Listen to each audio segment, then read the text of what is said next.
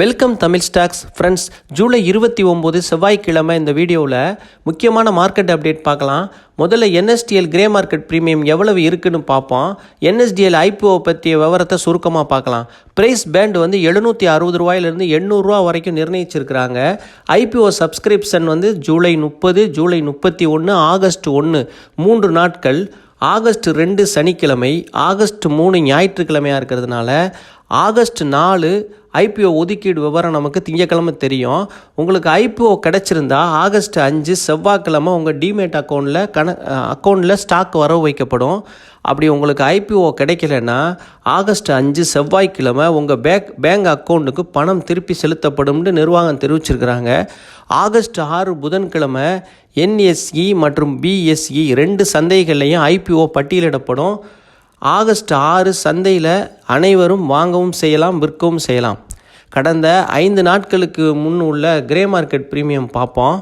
ஜூலை 23 166 ரூபாயாக இருந்திருக்கு.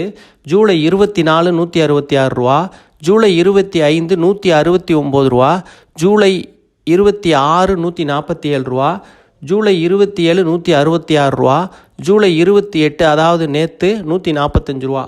ஆனால் இந்த ப்ரீமியத்தை விட லிஸ்டிங் கெயின் அதிகமாக இருக்குன்னு நிபுணர்கள் தெரிவிச்சிருக்கிறாங்க.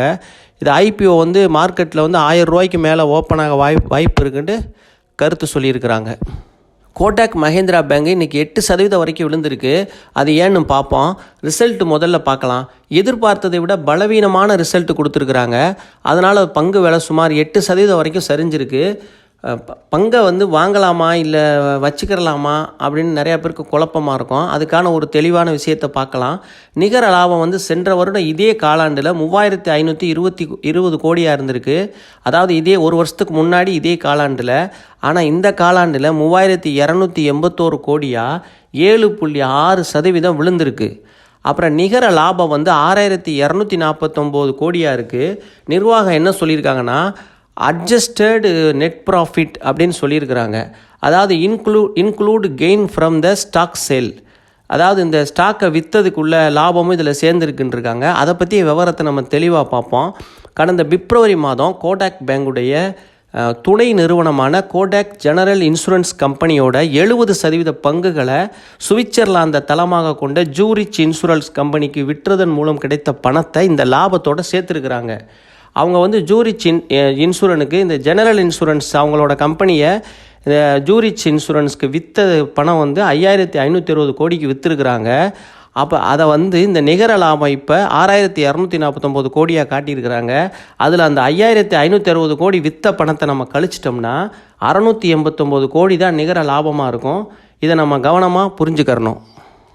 கோட்டாக் வங்கியோட காலாண்டு செயல்திறன் எதிர்பார்த்ததை விட குறைஞ்சிருப்பதாக மோதிலால் ஒஸ்வால் நிதி சேவை நிறுவனம் தெரிவிச்சிருக்கிறாங்க. முதல் காலாண்டு நிகர லாபம் ஆண்டுக்காண்டு 7% குறைந்து விட்டதாக ஜெஃப்ரீஸ் தெரிவிச்சிருக்கிறாங்க.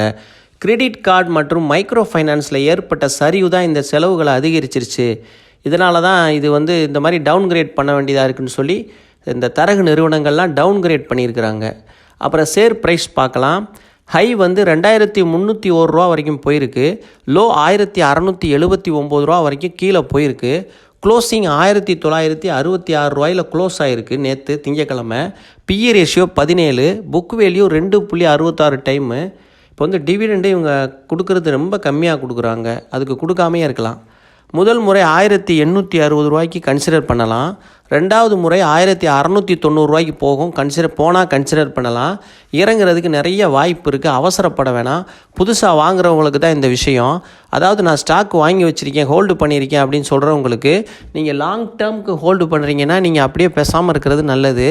இல்லை நான் ஷார்ட் டேர்ம் ஸ்விங் ட்ரேடிங் தான் பண்ணுறேன். லாங் டேர்ம்னால் நான் சொல்கிறது ஒரு 10 வருஷம் 5 வருஷத்துக்கு மேலே நான் வச்சுக்கிற போகிறேன் அப்படின்னு சொல்கிறவங்களுக்கு எந்த கவலையும் பட வேண்டியதில்லை. நல்ல நிறுவனம். இந்த 3 மாதத்துக்கு ஒருக்கா நஷ்ட லாபம் ஏற்படுறது இயற்கை தான். இதை வச்சு நம்ம ஒரு முடிவு எடுக்க முடியாது. ஆனால் அதே சமயத்தில் நான் வந்து ஸ்விங் ட்ரேடிங் பண்ணுறேன், எனக்கு 6 மாதம் 1 வருஷத்துக்கு ஒருக்கா விற்று வாங்கணும் அப்படின்ற கண்டிஷனில் உள்ளவங்களுக்கு தான் நான் இப்போ சொல்கிறது. அவங்க என்ன பண்ணலாம்டா, ஸ்டாக் ஒன்று ஒரு 10% இறங்குறதுக்கு வாய்ப்பு அதிகமாக இருக்குது. ஆனால் இறங்கும்னு என்னால் உறுதி சொல்ல முடியாது. ஆனால் வாய்ப்பு இருக்குது. 80% வாய்ப்பு இருக்குது இறங்குறதுக்கு. அப்போ நீங்கள் ஒரு 10% இறங்குனா அதை விற்றுட்டு திரும்ப வாங்குறது உங்களுக்கு லாபமாக இருக்குன்றது என்னோடய கருத்து. அப்போ வந்து நீங்கள் இதில் இப்போ விலையிலேருந்து ஒரு 10% இறங்குச்சுன்னா கூட நம்ம கன்சிடர் சொல்கிற ப்ரைஸ் வந்துடும்.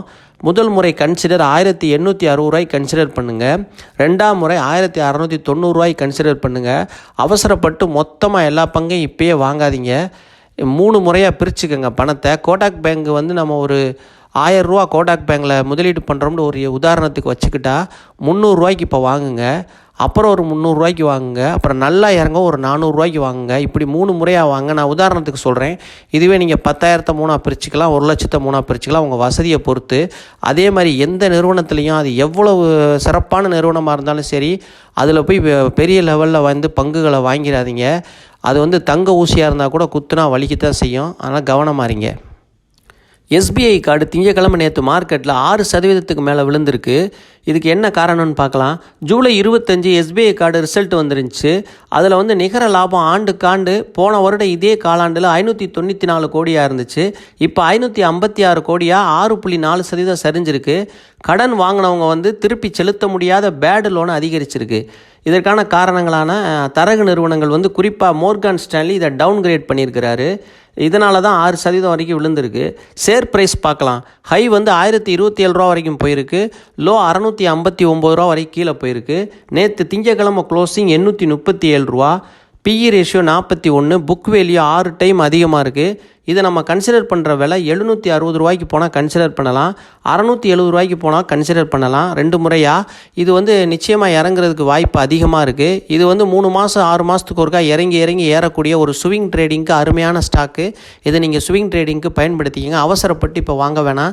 நல்ல 10% இறங்கின பிறகு வாங்கிக்கோங்க. லாங் டேர்முக்கெல்லாம் இப்போதைக்கு இதை வாங்காதீங்க. ஏன்னா இது தொடர்ந்து இந்த மாதிரி தான். ஒரு முறை லாபம் அதிகமாக இருக்குது, ஏறுது, மறுபடியும் அடுத்த காலாண்டில் லாபம் வந்து குறைஞ்சிருது, நல்லா இறங்கிடுது. இதே வாடிக்கையாக இருக்குது. அதனால் கொஞ்ச நாள் பார்த்துக்கிட்டு லாங் டேர்முக்கு வச்சுக்கலாம். இப்போதைக்கு ஸ்விங் ட்ரேடிங்க்கு வச்சுக்கோங்க. இப்போ வாங்கக்கூடிய ப்ரைஸை பார்த்துக்கோங்க. 760 இறங்கினா வாங்கலாம், 670 வாங்கலாம். வாங்கி ஆவரேஜ் பண்ணிக்கிட்டு 900 950 வரும் அடுத்து ரிசல்ட் வர்றதுக்குள்ளே. அப்போ விற்றுட்டு வெளியே வந்துடுங்க. கர்நாடகா பேங்க் முதல் முறை கன்சிடர் பண்ணுற விலையில் இருக்குது. 185 இப்போ வர்த்தகம் ஆகிட்டுருக்கு. இது வந்து இறங்குனா 169 வரைக்கும் கீழே போக வாய்ப்பு இருக்குது. 185 இப்போ கன்சிடர் பண்ணலாம் முதல் முறை. அப்புறம் ரெண்டாவது 169 ரெண்டாவது முறை கன்சிடர் பண்ணலாம். 198 வெளியேறிடலாம். ஸ்விங் ட்ரேடிங்னா டிவிடெண்டு நல்லா கொடுக்கக்கூடிய ஒரு நிறுவனம். லாங் டேர்முக்கு இதை நீங்கள் வச்சுக்கலாம். அப்புறம் பஜாஜ் ஹவுசிங் ஃபைனான்ஸ் வந்து நம்ம வாங்குகிற விலையை நெருங்கிக்கிட்டு வந்துக்கிட்டு இருக்குது. கன்சிடர் பண்ணுற விலை ஹை வந்து 188 வரைக்கும் போயிருக்கு. லோ 103. க்ளோசிங் நேற்று திங்கக்கிழமை 115 க்ளோஸ் ஆகிருக்கு. பிஇ ரேஷியோ 42 அதிகமாக தான் இருக்குது. Book value 5 time. இந்த ஸ்டாக் வந்து இறங்குவதற்கு முக்கியமான காரணம் வந்து போட்டி அதிகமாக இருக்குது, காம்படிட்டர் அதிகமாகிட்டாங்க. இதனால தான் இது இறங்கிக்கிட்டே இருக்குது. இது வந்து காம்படிட்டர்லாம் இல்லாட்டி இதோட விலை ரொம்ப உச்சியில் இருக்கும். இதை நம்ம கன்சிடர் பண்ணுற விலை வந்து 105 போனால் முதல் முறை கன்சிடர் பண்ணலாம். அதுக்கு அப்புறம் போனால் 91 தான் அடுத்து கன்சிடர் பண்ணணும். 2 முறையாக கன்சிடர் பண்ணிக்கிட்டு இதை வந்து ஒரு ஸ்விங் ட்ரேடிங்க்கோ இல்லை லாங் டேர்முக்கோ கூட வச்சுக்கலாம். நல்ல நிறுவனம். நீங்கள் வந்து இறங்க வாங்கிக்கிட்டே இருக்கலாம். கொஞ்சம் கொஞ்சமாக 105 வாங்க ஆரம்பிக்கலாம். அப்புறம் 100 உடச்சி கீழே போய் 90 கூட 80 கூட போக வாய்ப்பு இருக்குது. ஆனால் நீங்கள் பயப்படாமல் தைரியமாக வாங்கலாம். 120 130 அடுத்து மறுபடியும் இது வரும். அப்போ விற்றுக்கலாம். இதை நீங்கள் பயன்படுத்திக்கங்க. ஐடி துறையில் அனைவரும் தெரிந்து கொள்ள வேண்டிய ஒரு முக்கியமான செய்தியை பார்க்கலாம். ஏஐ ஆர்டிஃபிஷியல் இன்டெலிஜென்ட்டோட தாக்கம் எந்த அளவுக்கு ஊழியர்களை குறைக்க வழிவகுக்கும் மற்றும் புதிய வேலைவாய்ப்புகளையும் உருவாக்கலாம் அப்படின்னு சொல்லி ஹெக்ஸாவேர் டெக்னாலஜி தலைமை நிர்வாக அதிகாரி கிருஷ்ண ராம கார்த்திகேயன் வந்து தெரிவிச்சிருக்கிறாரு. நேற்று வந்து நாம் ஒரு செய்தி பார்த்தோம். டிசிஎஸில் 12,000 ஊழியர்களை வேலை நீக்கம் செய்ய போகிறாங்கன்னு. இது வந்து அதை பற்றி இப்போ பார்ப்போம். புதிய வேலைவாய்ப்புகளை வந்து ஏஐ உருவாக்கினாலும் அதோட எதிர்மறை தாக்கங்கள் அதிகமாக இருக்கும். குறைந்த ஊழியர்களை வைத்து 2 மடங்கு பணிகளை செய்ய முடியும். அதுபோல் ஜென் ஏஐ வந்து அவுட் சோர்சிங்கில் மிகப்பெரிய அதோட தாக்கம் இருக்கும் அப்படின்னு சொல்லியிருக்காங்க. அப்புறம் ஜென் ஏஐ வந்து தற்போதுள்ள சேவைகளுக்கான விலைகளை குறைக்கவும் வாய்ப்பு இருக்குது அப்படின்னு சொல்லி ஹெச்சிஎல் டெக் தலைமை நிர்வாக அதிகாரி நம்ம விஜயகுமார் அவர்கள் கூறியிருக்கிறாரு. மேலும் அவர் வந்து ஹெச்சிஎல் டெக் வந்து பாதி ஊழியர்களோட 2 மடங்கு வருவாய் வழங்க முயற்சித்து வருவதாக கூறியிருக்கிறாரு. ஜூனியர் ஊழியர்களை விட அறிவு கூர்மையுள்ள சிறப்பு பணி மாற்றப்படும், திறமையான ஊழியர்களோட பற்றாக்குறை ஏற்படும் அப்படின்னும் இந்த ஹெச்சிஎல்லோட நிறுவனர் விஜயகுமார் தெரிவிச்சிருக்கிறாரு. ஏஐயை பயன்படுத்தும் 1000 நபர்களை கொண்ட ஒரு ஐடி நிறுவனம் 5 வருஷத்தில் 1 பில்லியனை எட்டுவது சாத்தியம்னு சொல்லி கன்சுலேஷன் ரிசர்ச் நிறுவனர் வாங் கூறினார். மாறி வரும் வாடிக்கையாளர்கள் எதிர்பார்ப்புகளுக்கு ஏற்ப சரி செய்ய வேண்டியிருப்பதால் வரும் காலங்களில் ஆள் குறைப்பு அதிகமாக இருக்கும். நாங்கள் அறிந்தபடி ஒயிட் காலர் ஜாப், வெள்ளை காலர் வேலையை மாற்றும் ஒரு பெரிய மாற்றத்தின் மத்தியில் நாம் இருக்கிறோம்னு ரொம்ப ஒரு எச்சரிக்கையை தெரிவிச்சிருக்கிறாரு வாங். அப்புறம் வரும் காலங்களில் ஏஐயின் பங்கு உற்பத்தி திறன் தொடர்பான துறையில் 20% 30% வரைக்கும் இருக்கலாம் அப்படின்னு சொல்லியிருக்கிறாரு. டிசிஎஸோட ஆள் குறைப்புக்கு இது முக்கிய காரணமாக பார்க்கப்படுது. நண்பர்களே, இந்த ஆர்டிக்கிளிலேருந்து நம்ம தெரிஞ்சுக்கிற வேண்டியது, ஐடி துறையில் ஒரு பெரிய மாற்றம் எதிர்பார்க்கலாம் நம்ம 1 வருஷம் அல்லது 2 வருஷத்துக்குள்ளே. அதனால் நம்ம ஐடி துறையில் இருக்க நிறுவனங்களோட பங்குகளை அதிகமாக வாங்க வேணாம். அதை மாற்றங்கள் ஏற்படுறது என்னன்னு பார்த்துக்குருவோம். ஏஐ ஐடி துறையில் என்ன சாதகமான அல்லது பாதகமான மாற்றங்களை பண்ண போகுதுன்றதை நம்ம பொறுத்திருந்து ஒரு 2 வருஷமாவது இதுக்கு எடுக்கும். அதுக்கப்புறம் நம்ம பார்த்துக்கலாம். இந்த முக்கியமான தகவல்களை நீங்கள் மறந்துடாதீங்க. இது நீங்கள் ஐடி துறையை அதிகமான முதலீடுகளை கொஞ்சம் கவனமாக பண்ணுங்கள், குறைச்சிக்கங்க. அப்போ எதிர்காலத்தில் மாற்றங்களை பார்த்துக்கிட்டு நம்ம எந்த துறை எப்படி போய்கிட்டு இருக்குன்றது நமக்கு ஒரு கிளாரிட்டி கிடைக்கும். அப்புறம் நம்ம இன்வெஸ்ட் பண்ணலாம். இது ரொம்ப முக்கியமான ஆர்டிக்கிள். இது சாதாரண ஆளுங்க சொன்ன விஷயம் இல்லை. எல்லாம் ஐடியில் பெரிய பெரிய நிர்வாகத்தில் உள்ளவங்க சொல்லியிருக்கிற ஒரு விஷயம். இந்த செய்தியெல்லாம் உங்களுக்கு இன்னும் 2 நாளைக்கு அப்புறம் பொது வெளியில் நிறையா கிடைக்கும்.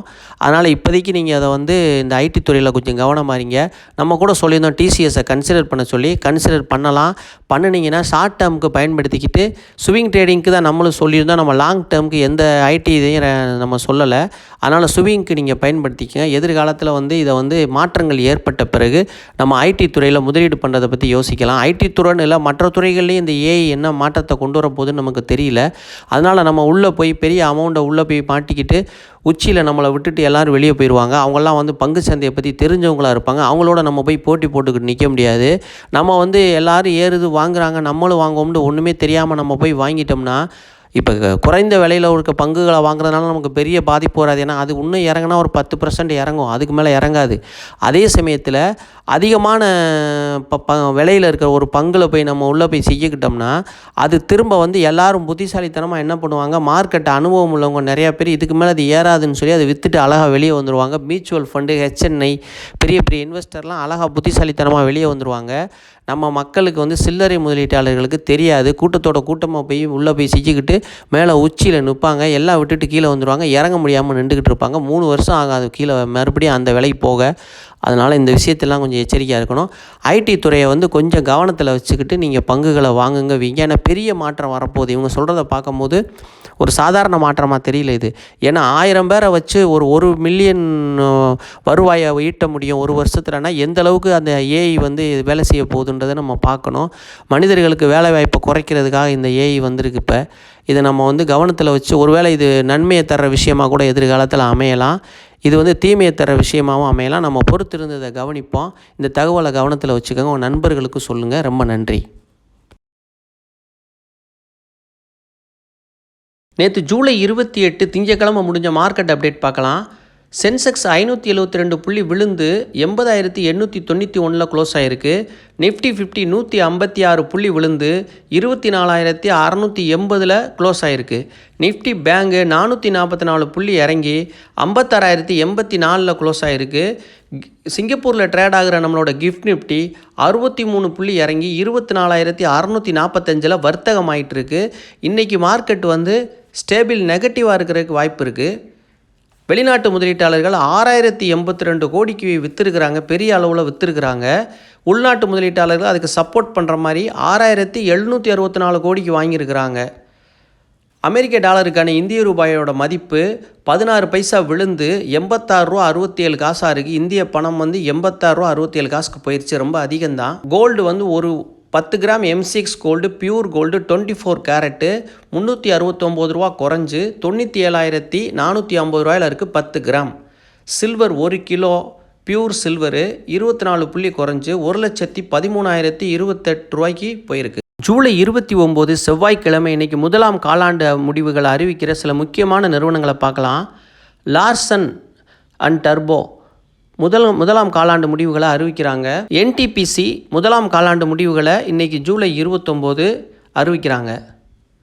ஏஷியன் பெயிண்ட்டு முதலாம் காலாண்டு முடிவுகள் ஜூலை 29 செவ்வாய்க்கிழமை இன்றைக்கி அறிவிக்கிறாங்க. முதலாம் காலாண்டு முடிவுகளை வருண் பீவரேஜஸ் இன்றைக்கி செவ்வாய்க்கிழமை அறிவிக்கிறாங்க. முதலாம் காலாண்டு முடிவுகளை ஜிஎம்ஆர் ஏர்போர்ட் இன்றைக்கி ஜூலை 29 அறிவிக்கிறாங்க. ஜூலை 29 செவ்வாய்க்கிழமை இன்றைக்கி பேங்க் ஆஃப் இந்தியா முதலாம் காலாண்டு முடிவுகளை அறிவிக்கிறாங்க. நியூ இந்தியா அஷ்யூரன்ஸ் இன்றைக்கி முதலாம் காலாண்டு முடிவுகளை ஜூலை 29 அறிவிக்கிறாங்க. ஸ்டார் ஹெல்த் முதலாம் காலாண்டு முடிவுகளை அறிவிக்கிறாங்க இன்றைக்கி செவ்வாய்க்கிழமை. தமிழ் ஸ்டாக் சேனலுக்கு ஆதரவளித்த அனைவருக்கும் மிக்க மிக்க நன்றி.